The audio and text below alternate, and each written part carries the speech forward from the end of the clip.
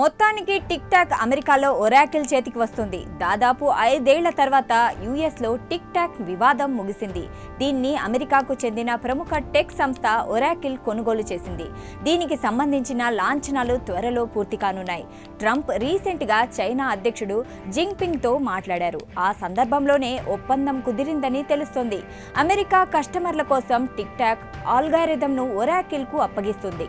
Tick talk mother company ByteDance. ఇది China కంపెనీ కావడంతో తమ పౌరుల డేటాకు భద్రత లేదని అమెరికా ప్రభుత్వం చాలా కాలంగా అనుమానాలు వ్యక్తం చేస్తుంది.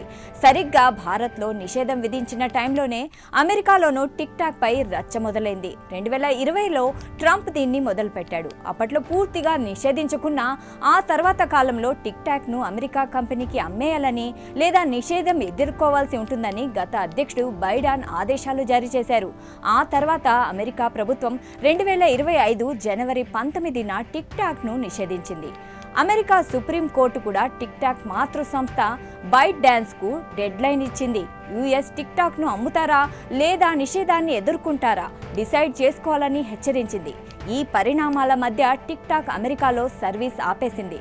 2017లో ప్రారంభమైన టిక్ టాక్ యాప్ను భారత్ సహా అనేక దేశాలు నిషేధించాయి. ట్రంప్ రెండోసారి అధికారంలోకి వచ్చిన తర్వాత టిక్ టాక్ పై నిషేధం గడువును పలుమార్లు పొడిగించారు.